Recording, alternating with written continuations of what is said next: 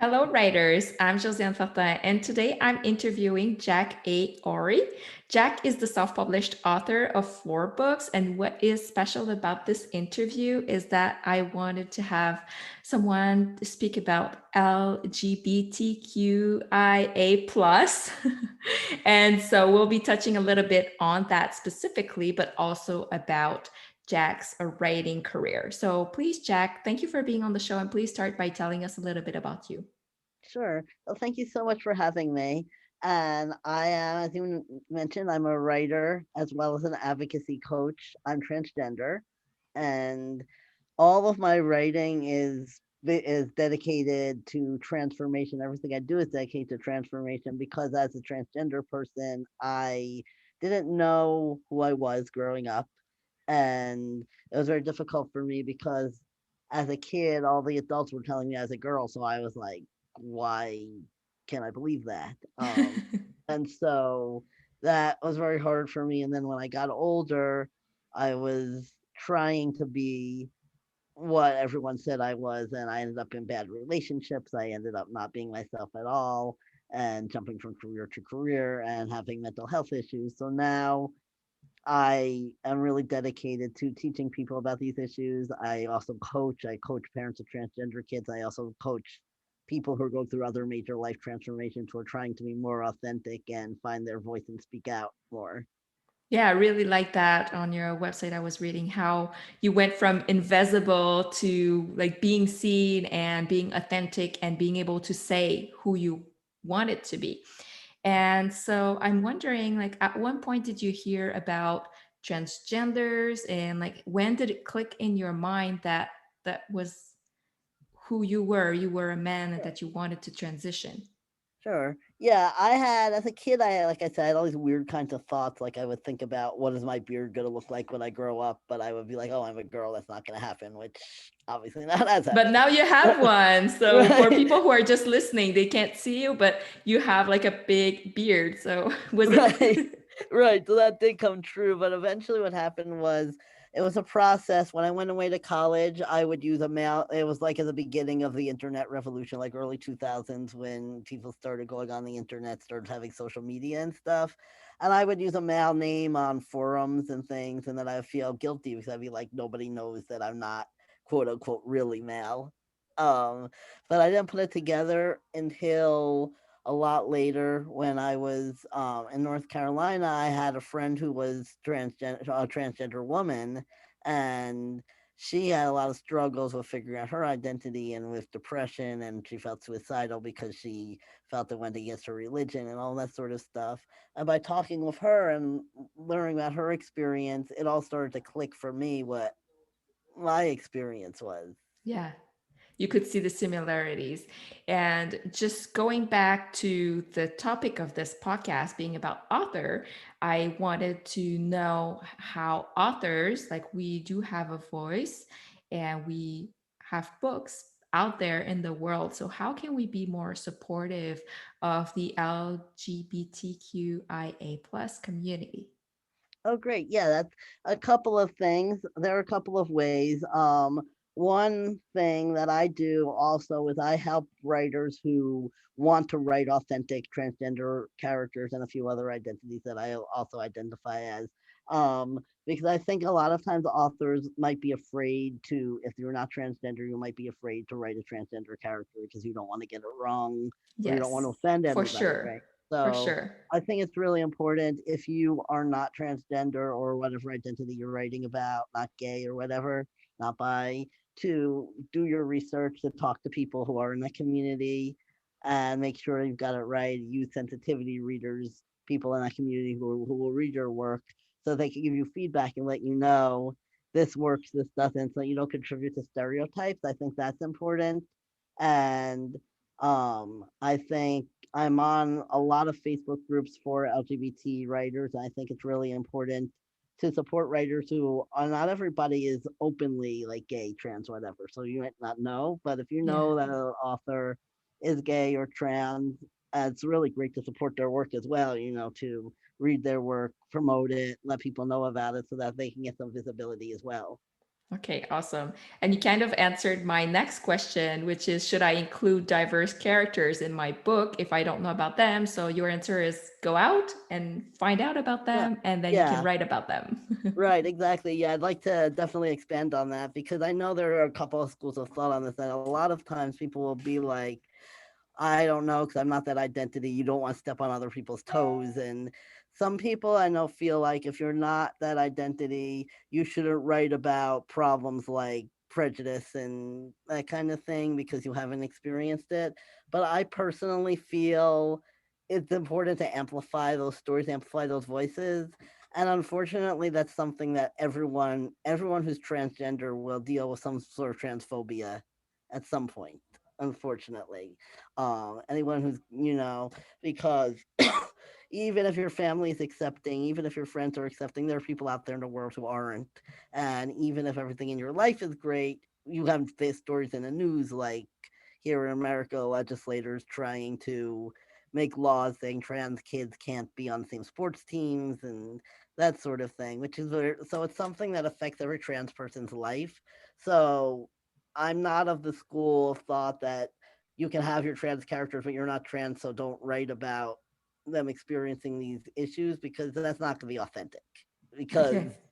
it's something that everyone experiences. But definitely do your research. Don't just and it's good to talk to a number of people because everyone's experience is different. So, don't just be like, okay, well, my friend who is trans said it was okay. Make sure that you're talking to people who are reading your work and are going to give you feedback as Okay. well. And make sure that you've done that research. And sometimes it can be really simple things like language, that you can actually just ask in an internet group and be like, "Hey, I want to be a good ally. How do you use the grammar for a non-binary person or something?" Right. Because you don't want to make a mistake like that and perpetuate wrong information. Yeah, exactly. And has being a transgender impact your writing career, or like have you faced specific issues or opportunities specific to that? I think in a number of ways. Like, I think first of all, the subject matter I write about, even though I don't write about transgender people exclusively, and most of my characters are cisgender, I think the fact that they're all going through major life transformations and discovering who they really are is comes from my experience as a transgender person. you know. So I think that that's one way it's definitely affected me.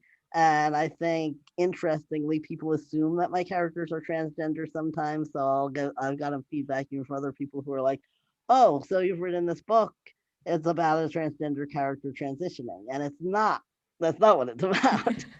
So sometimes I have to correct people and be like, "No, actually, this is not. This is about somebody who's going through a major transformation, but they're not transgender, but it's similar because of the subject matter."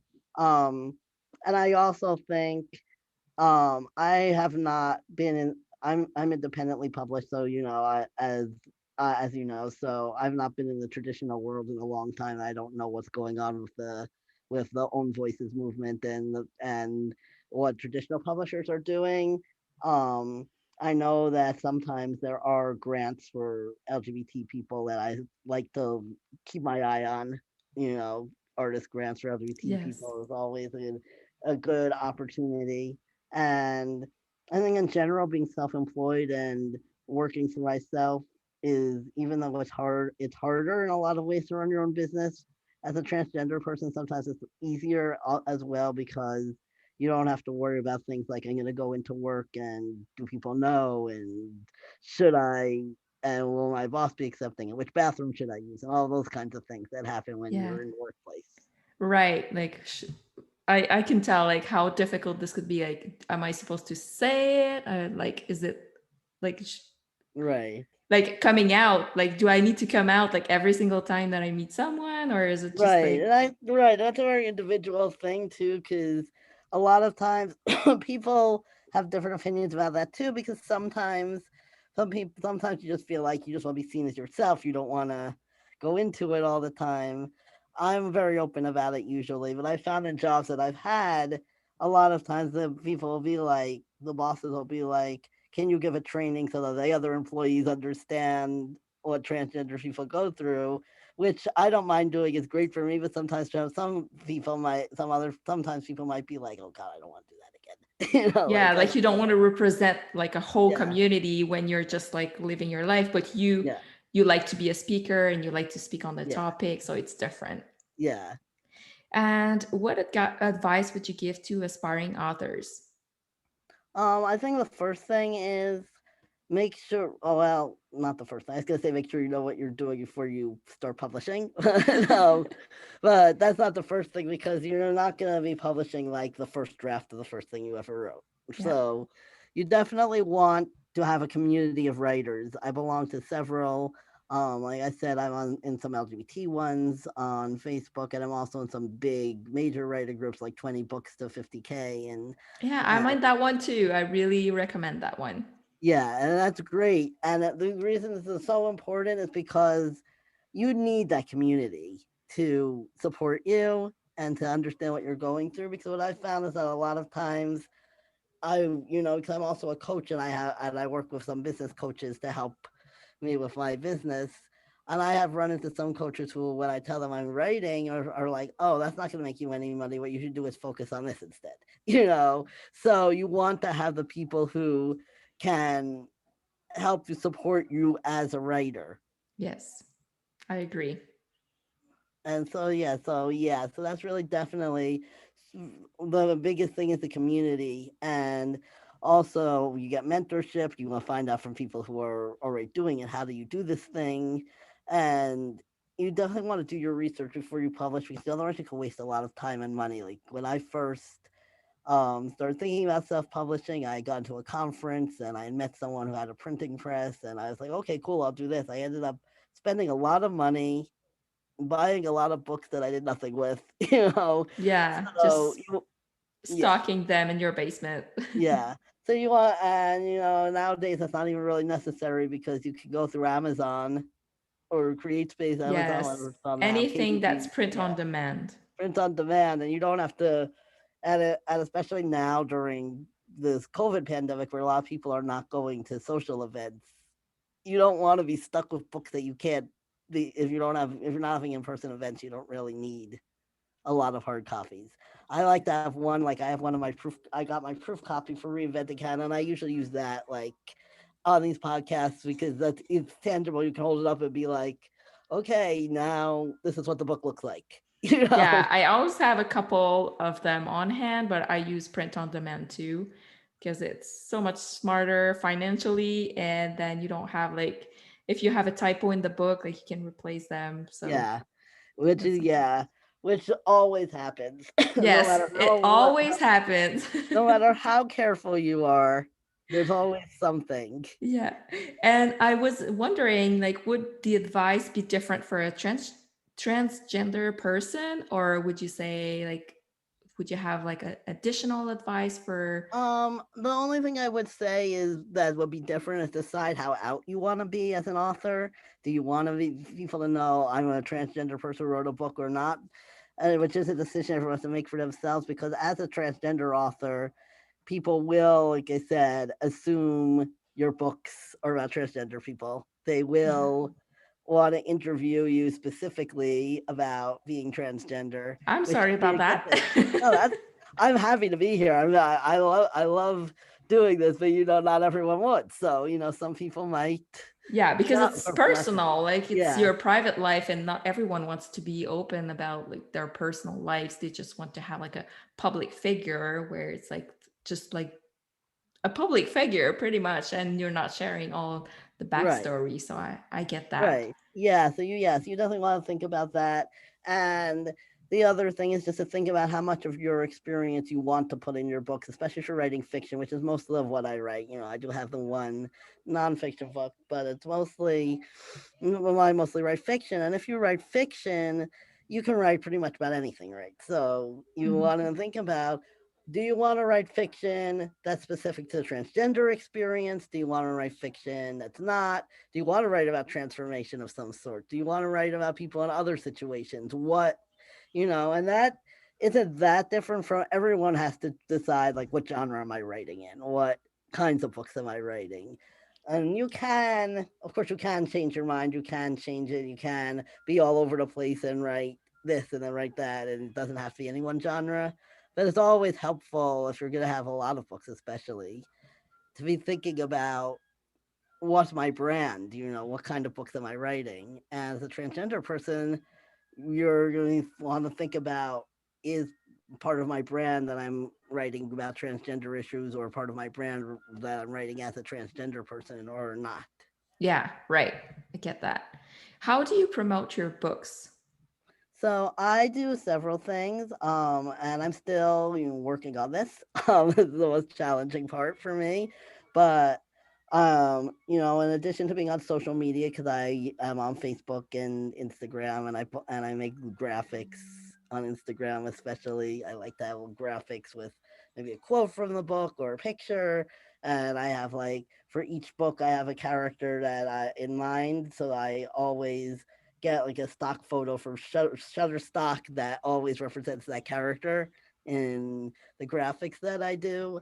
Um, so that's one way. I've done Brian Cohen's Amazon ad challenge, and so I use his method to put ads on Amazon. I really recommend him if that's something that you don't know how to do. Yeah, That's I've done it once, and right now it's going on. We're recording in July, and I registered for this one, but I just don't have enough time. But the first time I did it like really seriously, and it was really good. So I yeah, agree with you on that. yeah, How many yeah. times have you done the challenge? Just once I've or? done it. This is well, technically I registered 4 times, but this is the second time that I've actually done it Yeah. because um, I had stopped doing Amazon ads for a little while because I was like, it's not profitable. I'm selling books, but I'm spending more in ads than I'm. So I stopped, but then after a couple of months, I wasn't making any sales at all, and I was like, So let me Yeah, try so you and could tell that the ads yeah, were driving sales. yeah. And So now that you've done it twice, like very seriously, do you see a difference from your strategy that you had before and now? Like, I think so, because I think now I understand it a little more, because it is in the challenge he talks about how to write your hooks, how to look for keywords, all those things. And so I understand a little better, because the first time you do it, it can be kind of like, okay, I'm just gonna try everything and see what works.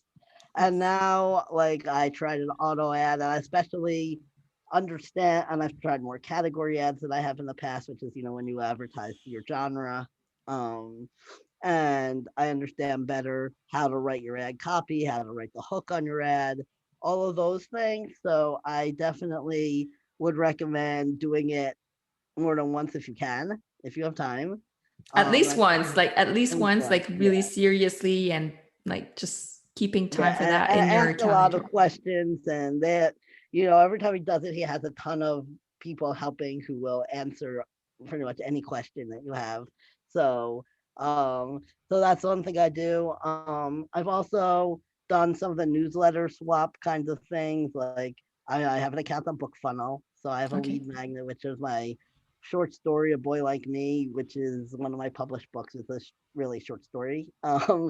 Is about a 10-year-old transgender boy. So that's my lead magnet that I have for my mailing list. So I have that on BookFunnel and Story Origin, and I also have it on my website so that you can easily find it. And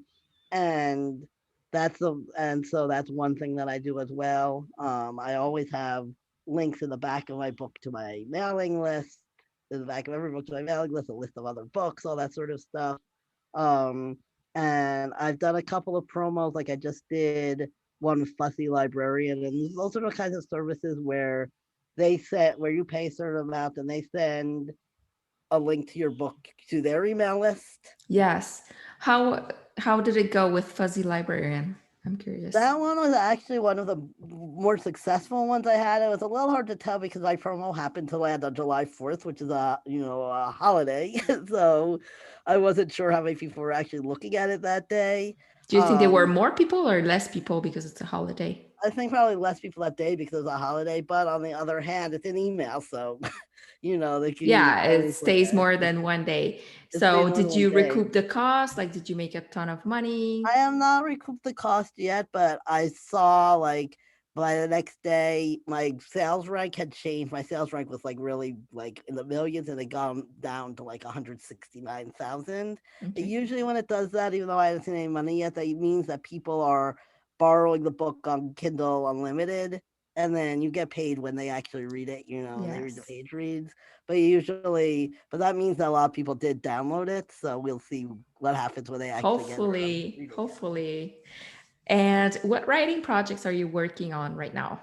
So right now I'm working on two things. My latest work pro- in progress is called Heart Failure, and it's a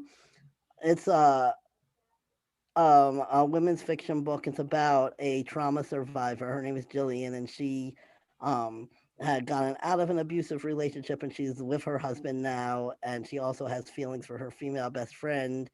Um, and the real story of this book is really about how she's dealing with the trauma from the past, and she also has some stuff from her childhood that she doesn't remember, that she doesn't know about. And so it's really a self discovery book where somebody at her workplace, she's a medical resident, and somebody at her workplace is sending her threatening messages and trying to get her to drop out. And she Okay. comes under suspicion when a colleague overdoses, and they're looking at whether she might have overprescribed drugs and that kind of thing. So through all this stress and her not being able and her having memory issues from the trauma, which is compounding the stress, she begins to go on this journey of self-discovery to find out what all these strange memories and feelings and things that she has are about, and learns what really happened to her and how to overcome that trauma. Okay, so is it all planned out or it's already written? Like it sounds like everything is all set and It's mostly, I'm rewriting. Like I had written a draft, but I wasn't happy with it because I didn't really have the full story yet. So now I'm okay. rewriting it to make it more clear who she is and what happened to her. And she's Okay, in. so that's why the idea is so clear. And do you have like a date planned for the launch? I don't have a specific date yet, but in the fall, I'm hoping in October. Okay, awesome. Thank you so much. And if people want to find out about you, where can they find you on the internet? Yes. So there are a couple of places you can go to facebookbook.com coach and author Jack Ori, which is actually my personal profile, but I keep a lot of stuff public on there where I talk about my books and stuff. Um, if you are specifically looking for support as a parent of a transgender child, I have my Facebook group, the support network for trans parents of transgender kids. Um, you can also find me on Instagram at author Jack Ori and on Twitter. I hardly ever use my Twitter, but I do have it at author Jack Ori as well. So I'm in all of those places. And then, of course, you can also look me up on Amazon if you're interested in my books. And if you go to my website, jackaori.com, which there's a section for books where you'll see all my books there. You'll see Reinventing Hannah there. Each of my books, you can click on it, has its own page. And you can also, like I said, get on my mailing list there and get a free copy of A Boy Like Me. Okay, awesome. I'll make sure to share all those links in the show notes. Thank you so much for being on the show today. Thank you for having me.